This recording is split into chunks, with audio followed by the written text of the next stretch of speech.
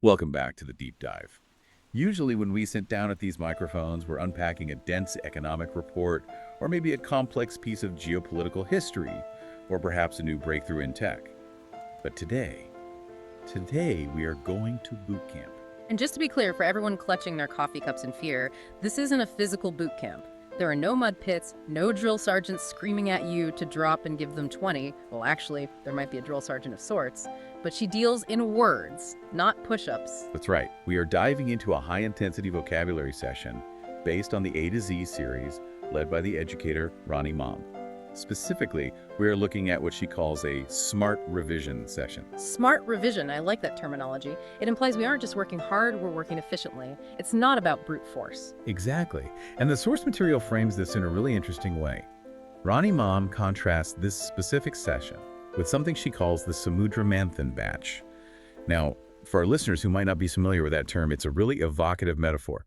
Samudra Manthan refers to a legendary episode in mythology, the churning of the cosmic ocean. Right, it's this massive, epic process. Gods and demons churning the ocean for eons to extract the nectar of immortality. It represents a huge, exhaustive, deep-sea exploration of knowledge.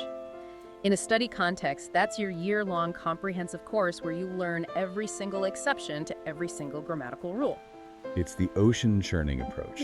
Slow, deep, exhaustive.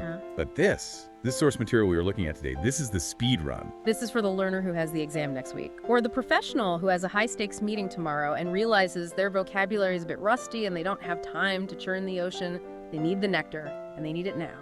So the mission for this deep dive is to navigate the nuances of the English language, but we are focusing exclusively on the letter A. Just A. The beginning, the alpha. And you might think, how much depth can there be in just the first letter of the alphabet? But oh boy, once you start digging into this source material, you realize A is a minefield. It really is. It's where so many foundational concepts live. Authority, aggression, ability, aspiration. And the thing is, because these words are so fundamental, they're also the ones where the mistakes happen most frequently. And the source material focuses specifically on those mistakes. We aren't just listing words, we are distinguishing between similar sounding terms that trip people up constantly. We're going to find out why being called artful might not be the compliment you think it is. Spoiler alert, check your wallet if you meet someone artful. We're going to look at why August is much more than just a month on the calendar. And we represent a strict warning. Never ever confuse a praise with a prize. That last one is a career-ending mistake if you're not careful. I've seen it happen. It's not pretty. So let's unpack this. We're going to go section by section, just like a true boot camp. Section 1 I like to call the art of cancellation and authority. The source material kicks off with a heavy hitter, abrogate. Abrogate.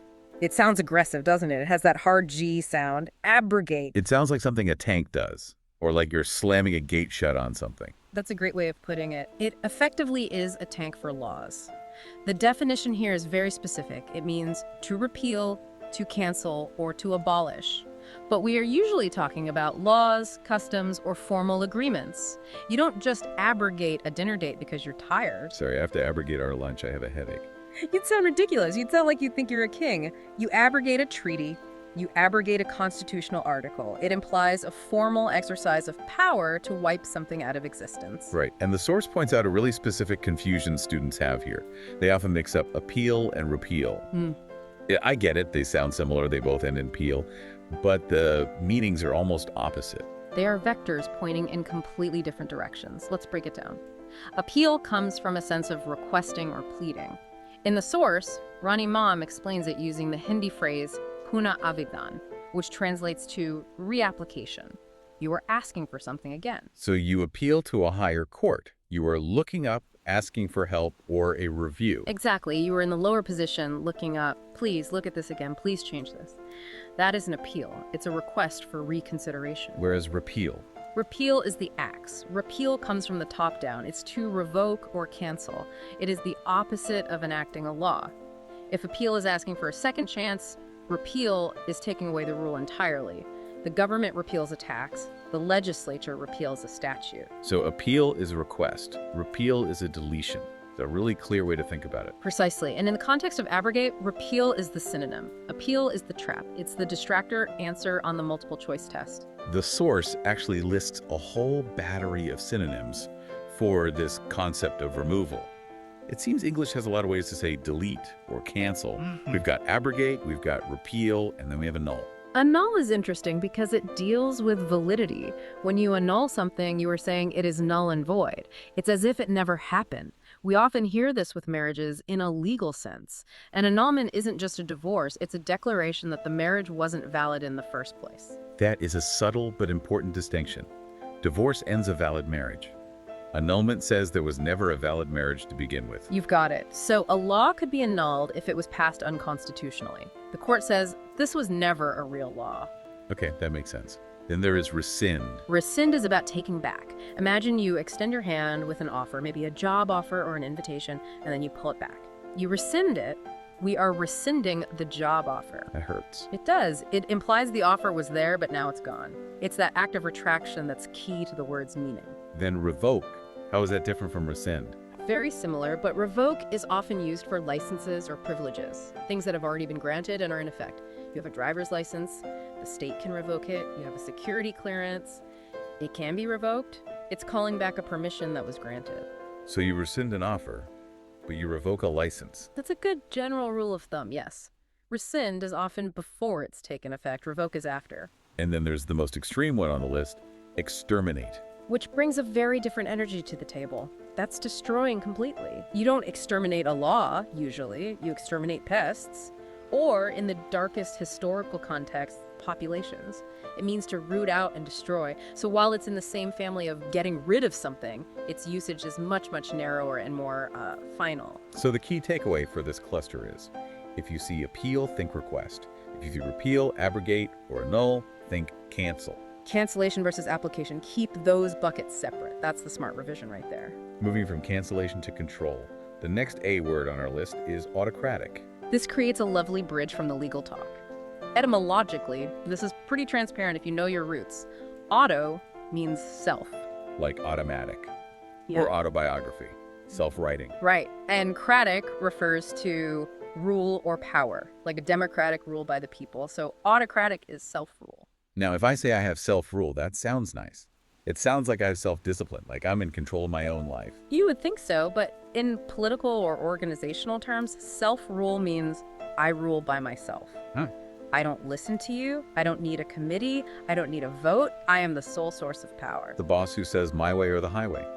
Precisely.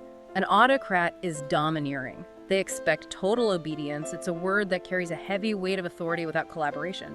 Dictators are autocratic. Some CEOs are autocratic. You know, it's that top-down, unquestioning command structure. It's interesting how auto can be positive in autonomy, which means having freedom, but negative in autocratic. That's a brilliant point. Autonomy is having control over yourself. You have the freedom to make your own choices. Autocracy is having control over everyone else. That's the crucial difference.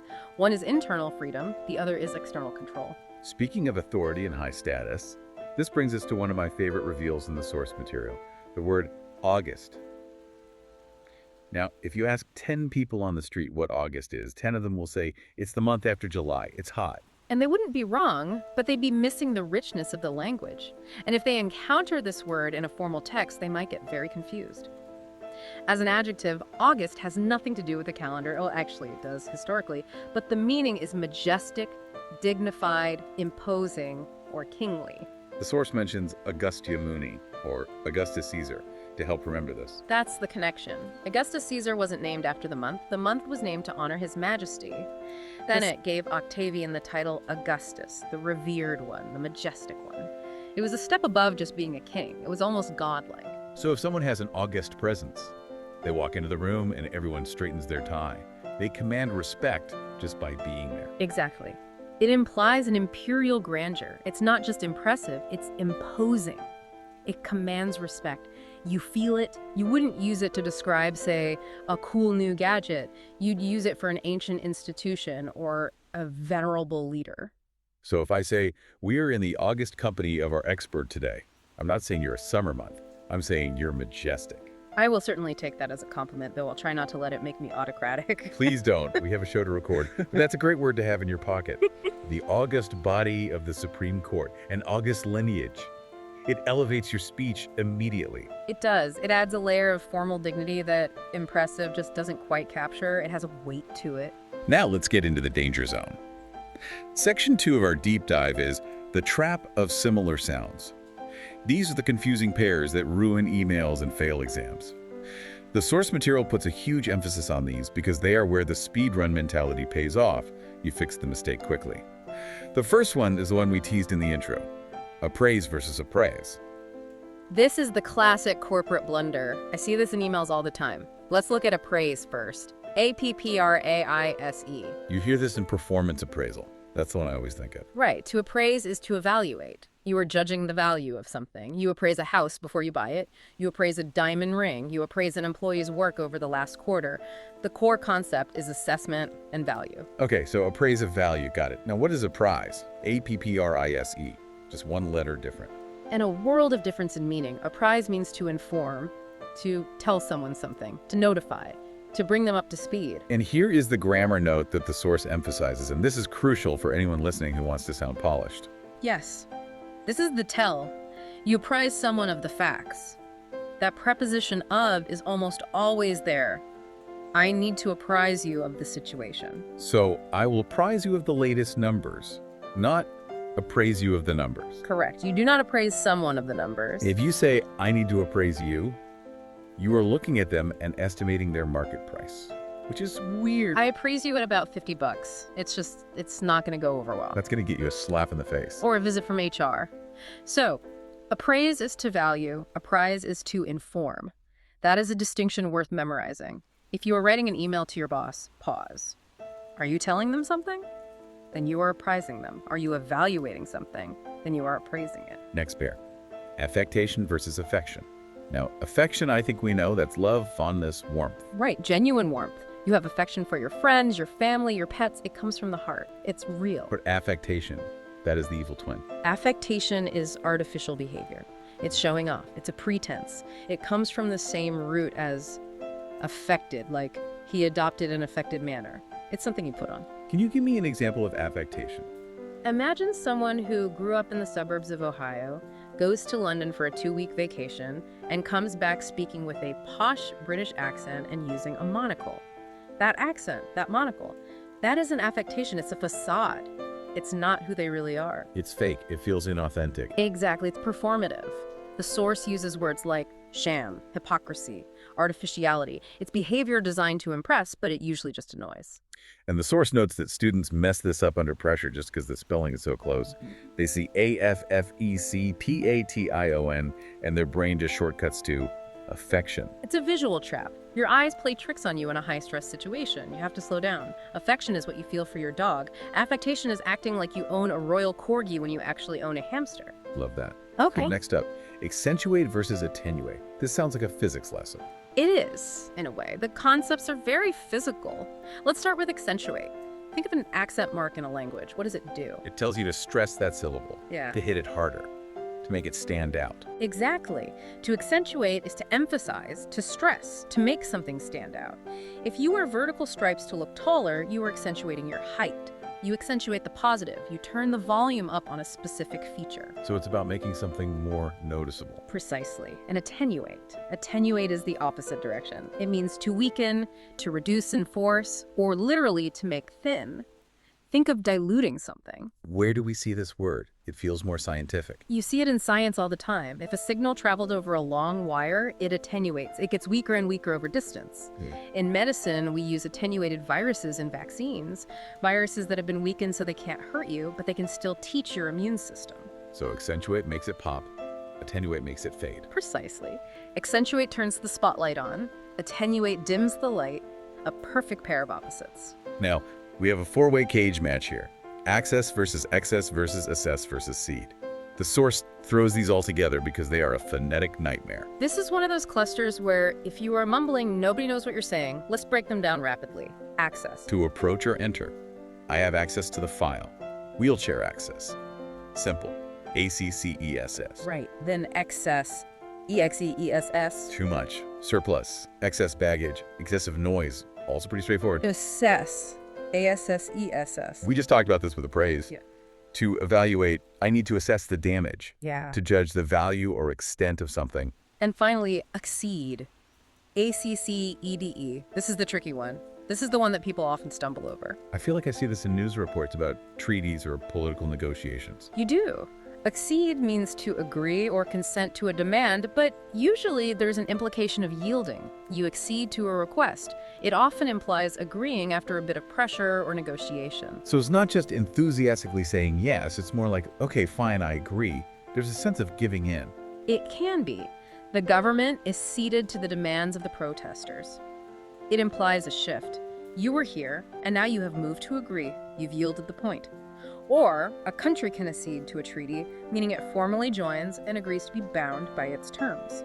So you might accede to the terms of a treaty, which takes us back to abrogate if you decide to cancel it later. Look at you connecting the dots. That is exactly how these words live together in the wild. You accede to an agreement, and years later, a new government might abrogate it.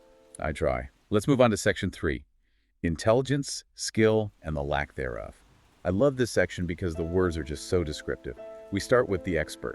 The word here is adept. If you are adept, you are skilled. It's a great, solid word. Synonyms are adroit, dexterous, proficient, expert.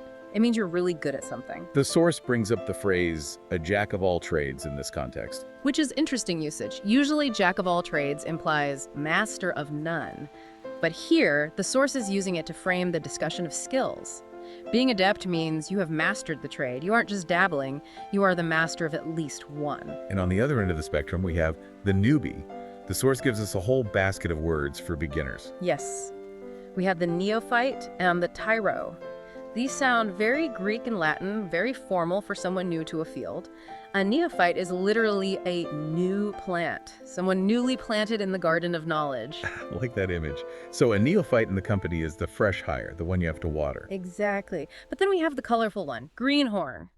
Greenhorn. I love that. It paints such a picture. It sounds like something out of an old Western movie. Where does that come from? What's the origin?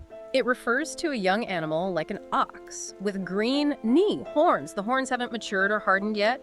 It implies someone raw, unripe, inexperienced, like a green fruit that isn't ready. And of course, rookie, which we all know. Which we know from sports. Every sport has a rookie of the year. And amateur. Now, amateur is worth a pause. It comes from the Latin amo, to love. An amateur is someone who does something for the love of it rather than for money. An Olympic amateur versus a professional athlete. But in common usage, amateur has taken on a negative connotation of lacking skill. That was very amateurish job. So purely by definition, an amateur is just a non-professional. Huh. But in connotation, it often means not adept. Exactly. Context is everything. If you're talking about the Olympics, amateur is a status. If you're talking about a piece of carpentry, amateur is probably an insult. Now, let's talk about the geometry of the mind. The source distinguishes between acute and obtuse. And this is a direct analogy from math class. It is. It's one of those beautiful moments where a concept from one field perfectly illustrates a concept in another. Think of an acute angle. It's less than 90 degrees. It's sharp, pointy. So an acute mind is sharp, shrewd. It penetrates quickly. If you have an acute mind, you get the joke immediately. You see the solution before anyone else. We also use it for pain. Acute pain is sharp and severe. Or an acute shortage, a sharp drop in supply. The core idea is sharpness and intensity. and obtuse. I remember my math teacher explaining this. An obtuse angle is wide, greater than 90 degrees. It's blunt, it's not sharp, it's dull. So if someone is being obtuse, They're being dull, slow to understand, thick-headed. It's like trying to cut a steak with a spoon. It's blunt. The synonyms used in the source are dense or witless. is obtuse always an insult? You're never describing someone positively with that word, are you? Pretty much, it's always negative. Sometimes you might say someone is being deliberately obtuse, meaning they are pretending not to understand to avoid a difficult conversation. But generally, calling someone obtuse is a polite, sophisticated way of calling them stupid. Stop being so obtuse. It sounds better than stop being a moron, but it means the same thing. It does. It's a tuxedo insult. Very high class. Speaking of sophisticated burns, let's talk about artful. We touched on this in the intro. If I call someone artful, they might think I'm saying they are creative, like Picasso. Oh, you're so artful with your colors. And they would be wrong. And you would be secretly warning everyone else about them. In the context of vocabulary exams and formal English, artful usually does not mean artistic. It means cunning, crafty, widely. Like a fox, the artful fox. Exactly. The source compares it to a Chanakya figure, a clever strategist who might use trickery to get their way. An artful dodger from Dickens is a pickpocket. It's about being sly and skillful in deception. So it implies intelligence, but used for manipulation. It's a skill, but a dark one. Precisely. It's a strategic, tricky intelligence. The related positive term might be acumen, which means mental sharpness or keen insight. Business acumen is good. Artful business practices implies fraud. That is a crucial distinction. Acumen gets you promoted, artful gets you indicted. Ideally, yes. That's how it should work. Okay, let's slide into section 4. Emotions and social behavior. We're going from the tricky, artful types to the friendly ones, the ami roots. Yes, ami comes from the Latin amicus for friend or amo for love. It's a really positive root. So we have amicable. This usually applies to agreements or relationships. An amicable divorce, for example. It means friendly, peaceable. We reached an amicable settlement. And affable. How's that different? Affable describes a person's demeanor, someone who is easy to talk to, approachable, courteous. You want your boss to be affable. You want your neighbor to be affable. It's about their personality. So you wouldn't say he's an amicable person. Okay. I mean, you could, but... You could, but affable fits better. Amicable is more about the dynamic between people or groups. The relationship is amicable. Affable is the trait of the person. He is an affable man, which is why their negotiations were amicable. That's a great way to separate them. And then we have the altruist. The selfless one, the philanthropist. Someone who cares for others above themselves. Alter means other. So an altruist is an otherist. They live for others. It's the opposite of being an egoist. Now, what happens when friendliness goes too far? When it becomes fake? When it becomes strategic, the source calls this the butter brigade. Applying butter. It's such a vivid idiom for flattery. You're greasing the wheels, smoothing the way. The key word here is adulation, excessive admiration or praise. But the synonyms the source provides are just fantastic. They paint such a vivid picture of insincerity. Let's run through them. Sycophancy. That's a mouthful. Being a yes man, a bootlicker, and the source offers a hilarious mnemonic here. Psychophancy. Psychophancy? How does that work? Yes, like you are so obsessed with flattering someone you seem psycho, your fancy for them is psychotic. Psychophancy equals sycophancy. It's a bit of a stretch, but it sticks. It helps you remember the spelling, too. I will never forget that spelling now. That's brilliant. What about blandishment? Blandishment. It sounds soft, doesn't it? Like something bland. It means using pleasing, soft words to coax someone. It's sweet talking. He used blandishments to get her to sign the contract. It's persuasion through flattery. And cajolery. Persuading by flattery, but with a sense of persistence. Oh, come on, you're the best at this. Just do it for me. That's cajolery. You're cajoling them into action. It's like chipping away at their resistance with sweet words. Fawning. That's physical. Displaying exaggerated flattery, almost like a dog wagging its tail too hard, rolling over. A person who is fawning is practically bowing and scraping. It's embarrassing to watch. It's sycophancy in motion. So we've gone from friendly, affable, to fake friendly, sycophancy. Now let's go to the dark side. Hatred and hostility. The A words are strong here. Let's start with antipathy. Antipathy, anti-feeling, against feeling. Strong dislike. It's a settled aversion, you just don't like them. I have a deep antipathy towards broccoli. It's not a raging, violent hatred, just a fundamental dislike. Abhorrence, that sounds stronger. It is. Deep detestation. To abhor something is to shrink away from it in horror or disgust. It's stronger than antipathy. You feel antipathy for a rival team. You feel abhorrence for a violent crime. It's a moral revulsion. Acrimony. This creates a sensory image. Acrimony refers to bitterness or sharpness in speech or behavior. It comes from a root meaning sour. An acrimonious debate leaves a bad taste in your mouth. It's stinging, bitter, and nasty. And finally, adversary. An opponent or enemy. And we must distinguish this from adversity. The source flags this pair specifically and for good reason. Right. Adversary versus adversity. They sound similar. They both have that adverse root. But one is a person and one is a situation. An adversary is the person fighting you. It's a noun referring to a being. He is my worthy adversary. Your opponent in chess is your adversary. Adversity is the condition. It's the bad luck, the hardship, the difficult situation. He overcame great adversity. So your adversary might cause you adversity. Exactly. Or you might face adversity like a flood or an illness without any adversary at all. It can be a faceless challenge. We'll come back to that thought in the outro, but that is a key distinction. Adversary is a person. Adversity is a situation. Correct. Memorize that. It's a high-level distinction that shows you're a careful user of the language. Moving on to section 5. Greed, wealth, and accumulation. Money talk. The big word here is avarice. Avarice. Sounds sinister, like a villain's name. It is. It's one of the 7 deadly sins for a reason. It's extreme greed for wealth. The synonyms are cupidity, rapacity, voracity. All of them have a hungry, grasping feel. The source has a funny mnemonic for rapacious. Yes, linking it to rap music. The idea being that rap culture often celebrates making money, ambition, the hustle. So rapacious linked to rap helps you remember the greed or hunger for wealth. It's a modern mnemonic for an old word. Whatever works to make it stick. Rapacious implies a grasping, aggressive greed, doesn't it? Yes, it comes from a root meaning to seize.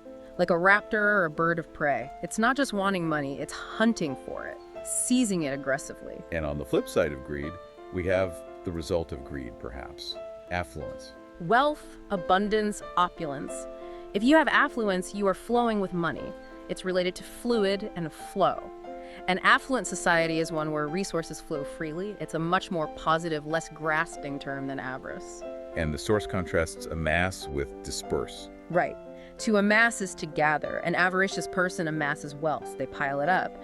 To disperse is to scatter it. A philanthropist might disperse their fortune. Now this section has a word that fits both wealth and failure depending on how you use it. Abysmal. Oh, this is a great one. We use this all the time to mean terrible. The movie was abysmal. The service was abysmal. My exam score was abysmal. But where does it come from? What's the literal meaning? It comes from abyss. Literally, it means bottomless, like an abysmal depth.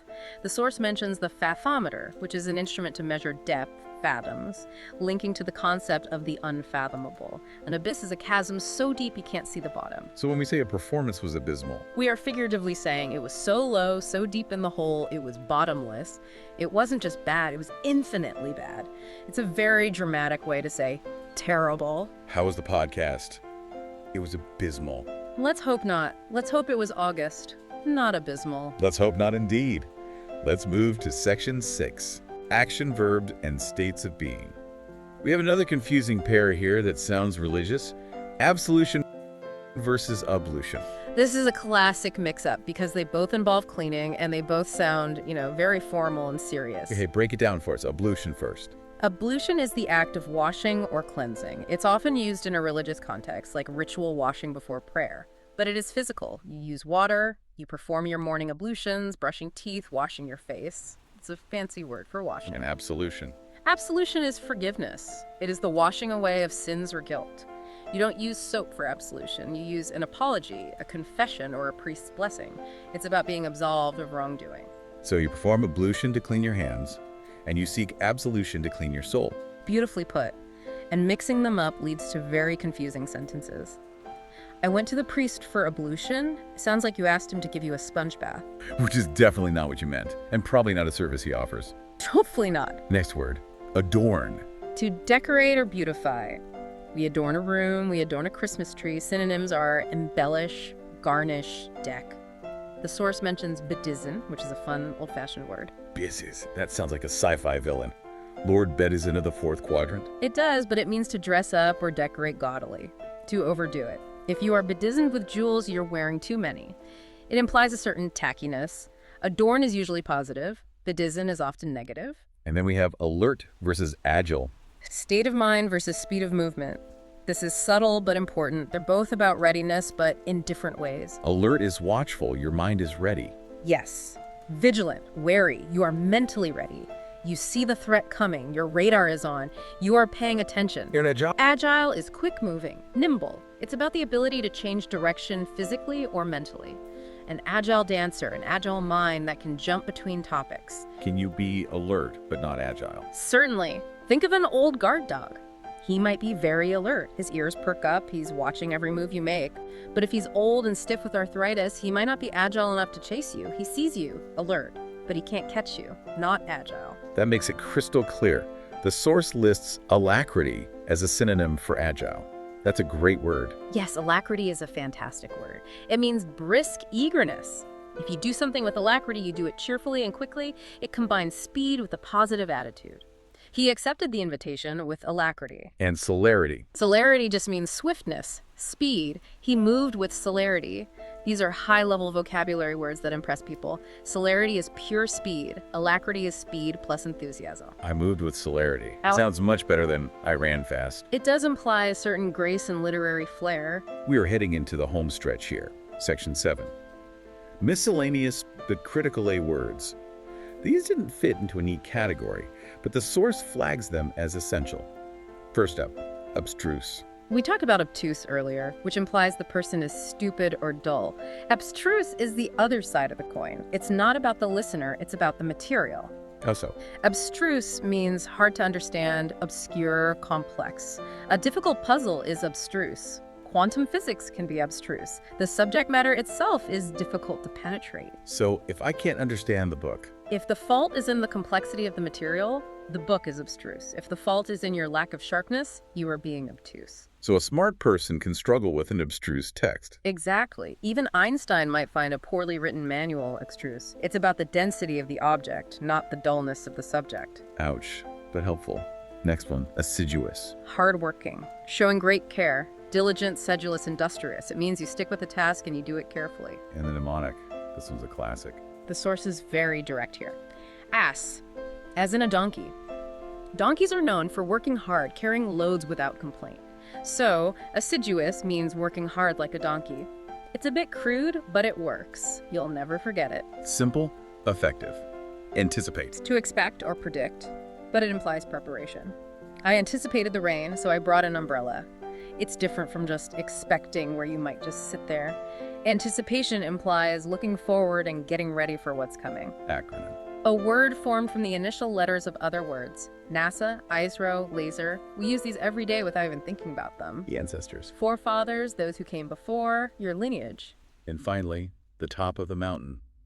Apex. The highest point. Synonyms are zenith, pinnacle, summit, acme, culmination, the very top of something. And the antonym, the opposite of the apex. The nadir, the Wow. lowest point. You go from the apex of your career to the nadir of despair. Hopefully not in that order. Hopefully not. But knowing both words gives you the range to describe any trajectory. Wow. That was a marathon. We just sprinted through, what, 30, 40 words? A whole alphabet's worth almost. At least. From canceling laws with abrogate to reaching the apex of success, it's a huge range just within one letter. And we cleared up some serious confusion along the way. I mean, knowing the difference between a praise and a prize could literally save you from looking incompetent in an email. Or knowing that amicable is for the divorce settlement, but affable is for the lawyer who helps you get it done. These nuances matter. They are the difference between having a vague idea of what you want to say and hitting the bullseye every single time. The source material, Ronnie Mom's session, really emphasizes that this is about precision. It's not just about memorizing a dictionary. It's about usage. It's about not falling into the traps that are set for you. Exactly. And I want to circle back to that thought we left hanging, adversity versus adversary. Yes, I was hoping we would. Because the source leaves us with this powerful thought.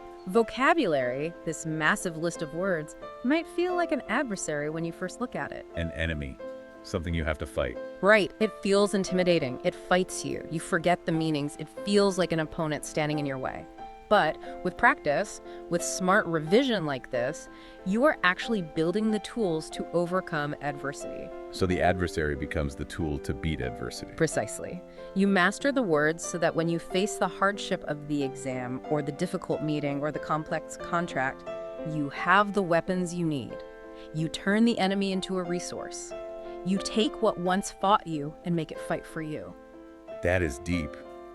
That's a really powerful way to think about learning anything, really. It is, and my challenge to the listener is this.